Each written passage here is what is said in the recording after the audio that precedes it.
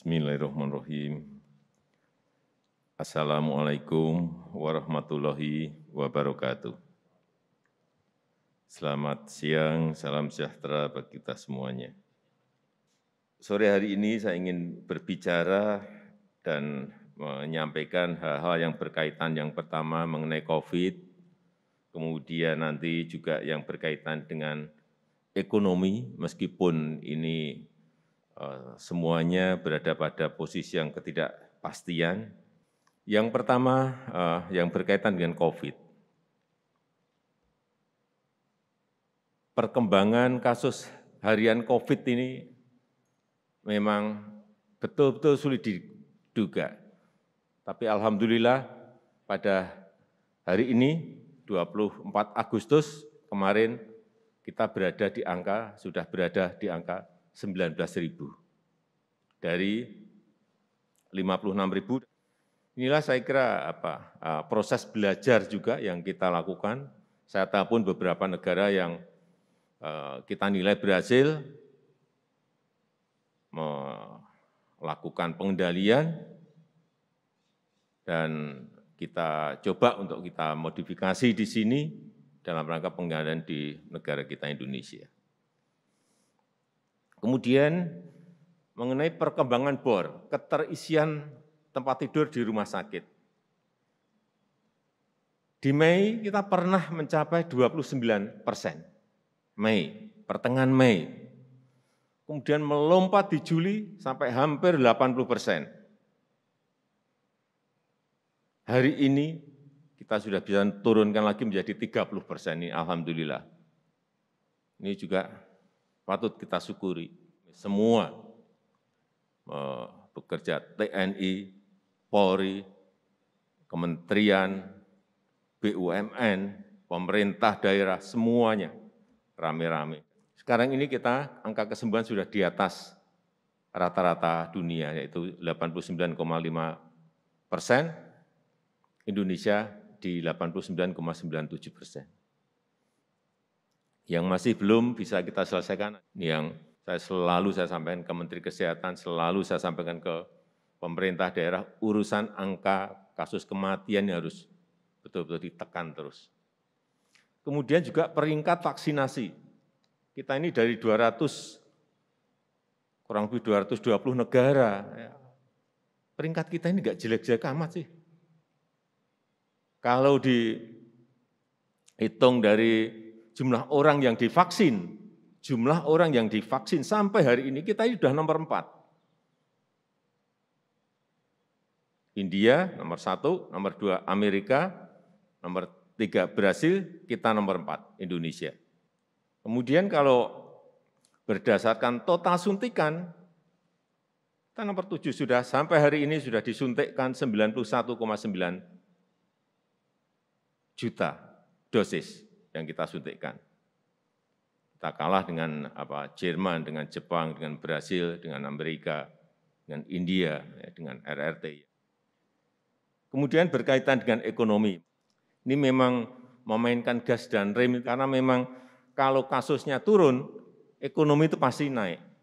Kalau kasusnya naik, ekonominya pasti turun, sudah rumusnya itu. Nah itu mencari equilibrium, mencari keseimbangan, disitulah yang sebetulnya paling sulit. Disesuaikan dengan keadaan lapangan yang juga medan di Indonesia tidak mudah karena berpulau-pulau dan untuk distribusi vaksin saja, untuk distribusi obat-obatan saja memerlukan waktu yang tidak sedikit. Jadi alhamdulillah di kuartal pertama 2021 dari minus 0,7, di kuartal kedua kita sudah meloncat ke 7,07, 7,1%. Kemudian inflasi juga relatif terkendali. Kalau kita bandingkan dengan negara-negara lain, inflasi kita masih relatif terjaga di 1,5%. Kemudian kalau kita lihat indikator-indikator di lapangan maupun angka-angka, ekspor kita juga di kuartal kedua naik 31,8%, ekspor kita. Baik ekspor di bidang pertanian yang kita juga kaget ada sebuah kenaikan yang lumayan signifikan dan ekspor barang-barang yang lain. Saya kira ini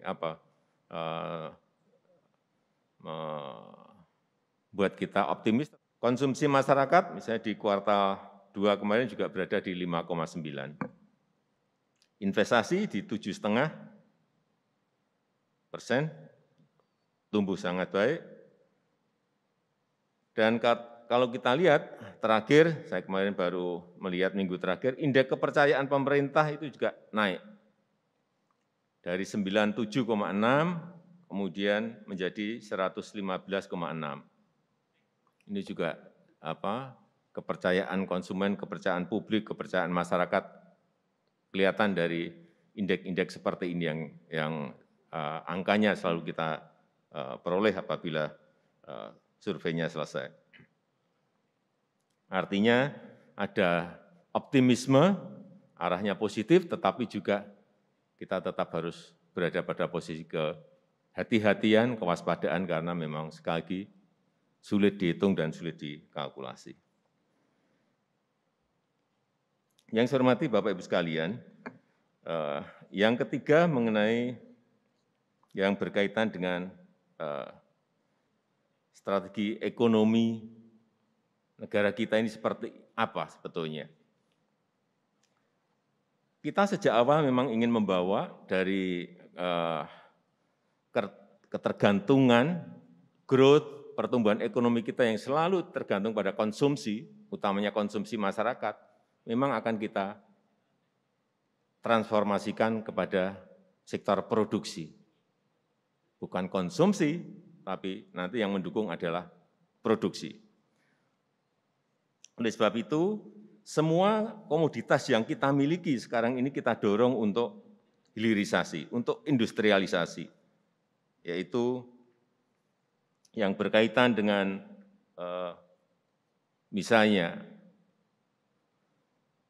nikel yang ke depan saya kira dalam waktu 3 tahun ini atau maksimal 4 tahun ini semuanya akan berubah menjadi barang jadi, dan juga yang paling penting adalah di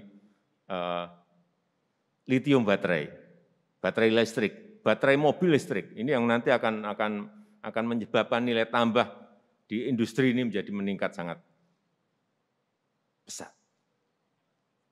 Dan juga boksit juga sama, akan kita hilirisasi dan sudah mulai ekspor. Pabriknya sudah jadi dan sudah mulai ekspor. Juga saya kira nanti komoditas yang lain juga sama. Kelapa sawit yang turunannya sampai banyak sekali, semuanya memang harus dihilirisasi semua. Sehingga nilai tambah itu ada di dalam negeri. Termasuk hal-hal yang berkaitan dengan pertanian, seperti porang. Porang ternyata bisa dibuat apa saja, dan nanamnya mudah sekali. Di tanah yang kayak apapun dia bisa hidup.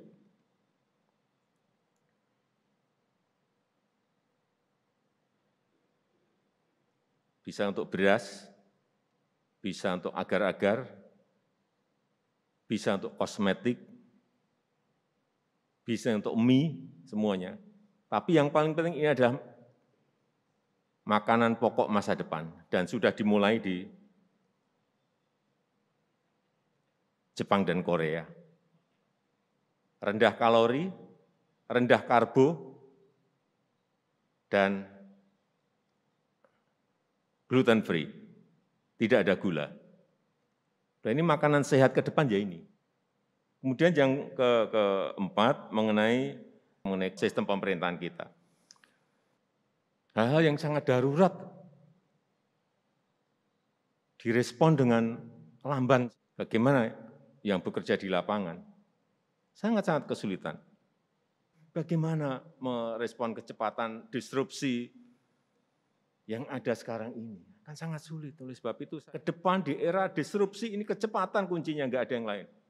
Negara sebesar apapun, sekaya apapun, kalah dengan yang namanya negara yang memiliki kecepatan, terutama dalam kecepatan memutuskan. Saya rasa itu yang bisa saya sampaikan pada kesempatan yang baik ini. Lagi terima kasih atas kehadiran Ibu dan Bapak semuanya pada acara sore hari ini. Kalau ada hal-hal yang ingin disampaikan, kami persilahkan. Assalamualaikum warahmatullahi wabarakatuh. Barusan telah disampaikan oleh Bapak situasional kondisi yang namanya berjalan dari negara kita tercinta, Republik Indonesia. Apa yang Bapak Presiden tadi katakan, kalau Bapak belum lupa, kita pernah berbincang mengenai pandemi dan vaksinasi ini. Waktu bertemu saya bilang, Bapak jangan yang tegar, saya bilang ini tidak hanya kita saja, seluruh dunia. Kita belum tahu kecepatan antara vaksinasi dan artinya sebagai bagian dari pengobatan dan meruntuhkan virus ini berapa lama. Memang disebut ini saling berkejaran. Makanya menjadi ada banyak varian. Kita sudah sampai pada sebuah varian Delta. Tapi yang paling penting sebenarnya inti daripada persoalan itu adalah satu, kedisiplinan dari masyarakat dan pengetahuan singkat dari masyarakat bahwa sebetulnya vaksin itu bukan obat, tapi membuat imunitas kita menjadi tinggi. Mengapa ada yang sudah divaksin bertanya, kok kena lagi? Karena ya sudah lupa kehati-hatian yang sangat populer sekarang adalah prokes. Itu sangat benar Bapak, kita sudah benar. Makanya saya bilang saya dukung Bapak, jalur kita sudah betul. Apa yang membuat kita bisa seperti tadi Bapak katakan itu? Karena kita ini menurut saya punya Pancasila. Pancasila kalau di lapangan tuh gotong royong. Alhamdulillah. Lalu bagaimana kondisi ekonominya? Saya sangat yakin. Tapi yang tolong dianjurkan terus adalah masyarakat ya harus tetap prokes. Untung sudah ada surat vaksinasi. Nah itu juga sebuah bagian yang saya bilang sangat efektif. Nah di sisi ekonomi kalau menurut saya, kalau ini segera rakyat mengetahui bahwa vaksinasi ini memang bisa sangat berperan, tapi tetap dengan prokes, kan begitu nih yang mesti diomongkan. Maka yang namanya kehidupan ekonomi meskipun belum berjalan secara penuh dapat dilakukan. Saya yakin itu. Tadi kita sudah mendapat paparan dari Presiden tentang keadaan COVID, bahwa penanganannya bisa dikatakan cukup efektif dan kita optimis. Bahayanya adalah bahaya dunia, bahaya seluruh manusia, tapi kita mampu menghadapi dan memang kita harus menghadapinya. Jadi kami rasa bahwa dengan suara-suara yang ingin memperkeruh keadaan itu tidak perlu dihiraukan. Kita sudah berada di jalan benar, jadi kepemimpinan Pak Jokowi efektif, Pak. Saya mengakui itu dan saya hormat sama Bapak. Saya lihat, saya saksi, saya ikut dalam kabinet. Kepimpinan keputusan-keputusan Bapak cocok untuk rakyat kita. Tim kita saya kira bagus. Tim kita di kabinet cukup kompak dan kita kerjanya baik, Pak. Jadi mohon Bapak jangan ragu-ragu. We are on the right track. Karena itu masalah COVID saya kira kita cukup optimistis. Bahwa ada kekurangan, ada keterlambatan vaksin itu saya kira yang dihadapi oleh banyak negara. Kedua yang Bapak sampaikan, ekonomi juga kita optimis, kita cukup baik. Dibandingkan dengan banyak negara lain Itu juga berhubungan Pak, keputusan Bapak untuk tidak lockdown keras ini ya memungkinkan kita bisa selamat. Negara lain yang lockdown keras malah mengalami kesulitan. Jadi kita boleh bangga bahwa prestasi kita baik Pak. Saya bangga bagian dari pemerintah ini dan kita nggak usah ragu-ragu Pak. Beberapa waktu yang lalu kita membahas mengenai Cipta Kerja, Pak Presiden. Ini salah satu reform terbesar yang dilakukan di bawah kepemimpinan Bapak Presiden. Mengenai perekonomian ke depan, kita perlu mencapai pertumbuhan yang di atas rata-rata yang sudah bisa dicapai. Utamanya adalah untuk mendorong penurunan kemiskinan dan lapangan pekerjaan. Dan tadi menegaskan apa yang disampaikan Bapak Presiden, penanganan COVID yang cepat itu dengan kepemimpinan Bapak Presiden. Jadi dipimpin dari pusat menggunakan TNI Polri. Kalau ini menggunakan yang dari bawah, ini tidak terjadi Pak. Karena kita sudah mencoba yang namanya PSBB, antara Jakarta Raya dengan Bekasi dan Kabupaten Bogor aja tidak sinkron, sehingga efeknya bolak-balik. Kita patut bersyukur atas prestasi-prestasi pemerintah dan apa yang disampaikan oleh Pak Presiden adalah langkah-langkah keberhasilan yang harus kita dukung penuh dan masa-masa yang paling sulit menurut saya sudah teratasi Pak. Saya baru dari beberapa daerah terlibat vaksinasi dan pelibatan vaksinasi masyarakat organisasi itu sangat efektif. Pemerintah bekerja dengan partai, dengan ormas, dengan kaum muda, dengan kampus, itu luar biasa.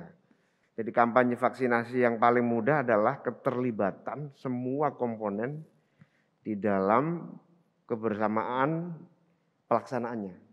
Itu sangat efektif. Kita mempunyai benang merah yang sama. Semua sepakat. Secara jujur kami mengapresiasi kerja keras yang telah dilakukan. Dan kami berbesar hati. Bagi saya pribadi dan tentu bagi seluruh keluarga besar partai yang saya wakili, merasa berbangga hati atas seluruh jerih payah kerja keras yang telah dilaksanakan oleh Presiden Jokowi beserta dengan seluruh jajaran kabinetnya. Dalam penanggulangan masalah COVID ini, saya bisa memahami betapa masalah ini bukan masalah yang sederhana dan mudah. Kita sedang membangun kesadaran masyarakat kita untuk bisa berperan aktif, menjadi warga negara yang mengerti hak dan kewajiban yang juga mereka harus sertakan. Kita juga berhadapan dengan realitas tingkat disiplin pribadi dan disiplin nasional kita sebagai satu bangsa dan etos kita masih lemah. Masalah ekonomi tidak ada pertumbuhan pun. Menurut saya sudah satu kemenangan bagi kita sebagai satu bangsa dalam menghadapi permasalahan seperti ini. Kemarin COVID saya tidak perlu lagi sampaikan Bapak. Karena COVID juga waktu kami bertemu dengan beberapa ahli ekonomi di Amerika, mereka justru menceritakan kepada kami mengenai rumus-rumus Arnold, RT yang bagaimana caranya itu yang dikendalikan dan kita telah melakukan itu. Jadi saya kira kita sudah on the right track. Tidak ada negara manapun yang punya resep yang benar. Yang penting adalah prosesnya benar. Dan kita sudah dinilai prosesnya benar. Bagaimana kami kerja dalam situasi pandemi? Kami akan membentuk worksite bubble. Jadi nanti ada border control. Kemudian juga nanti ada emergency yard, ada emergency teras, kemudian juga logistik yardnya di tempat titik-titik yang Bapak Presiden sudah melihat kemarin, kami sudah lakukan. Jadi once ada kejadian sesuatu tidak terjadi efek penularan. Apa yang disampaikan Bapak Presiden tadi, sudah excellent Pak. Kata kuncinya Indonesia itu gotong royong, yaitu termasuk Omnibus Law kan itu sudah memudahkan. Saya karena baru pertama, nggak boleh banyak-banyak Pak. Bicaranya sedikit aja, semoga manfaat. Sekali lagi terima kasih atas kesempatan diberikan Bapak Presiden.